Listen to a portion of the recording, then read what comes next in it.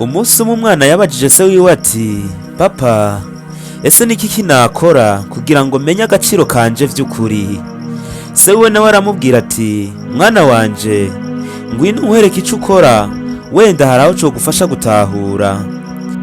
Se aramujana mu nzu amwicarika ku gatebe aramubwira ati umva mwana wanje tora rino buye ugende mw'isoko uhagarareho, hagize uwukubaza agaciro k'iryo buye uduze intoki zibiri gusa hamurangije wihorere.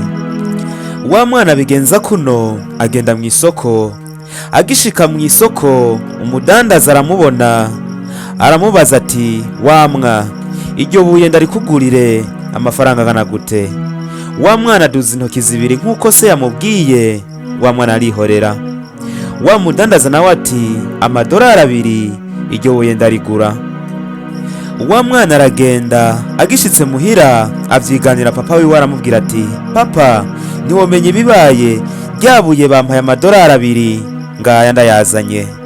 Se aramubwira ati umva mwana wanje ivyo ntibihagije, amwongera irindi buye aramubwira ati mwana wanje genda muri mize nihagira uwukubaza agaciro k'iryo buye uduze intoki zibiri gusa urangije wihorere. Wa mwana agishikayo haza umumama mwiza cane aramubwira ati wamwa iryo buye narishimye, ese ushobora kurima nkarikugurira? Wa mwana aduza intoki zibiri nk'uko se we yamubwiye nk'uko yabikoze n'ubwa mbere. Wa mumama aramubwira ati amadolari 200 iryo buye ntiryoncika ntegerezwa kurigura. Maze acagenda ariruka avyiganira se wiwe aramubwira ati papa ubuhoho ryabuye bampaye amadolari 200.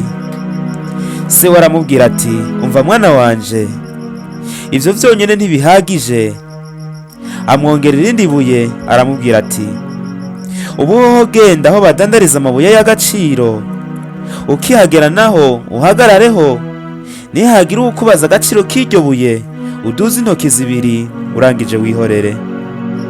Uwo mwana akihagera haza umusaza ashaje cane aramubwira ati wamwa iryo buye narirondeye imyaka myinshi none ndaribonye, mbwira amafaranga yose wipfuza jewe ndi ready kuyatanga, ariko iryo buye ntirincike. Wa mwana aduza intoki zibiri nk'uko yamye abikorana mbere. Wa musaza aravuga ati amadolari 2,000 ntegerezwa kurigura. Noneho wa mwana agenda arirukanga abwira se wiwe ati papa ubuhoho ibibaye nukuri vyandenze, ryabuye bampereje amadolari 2,000.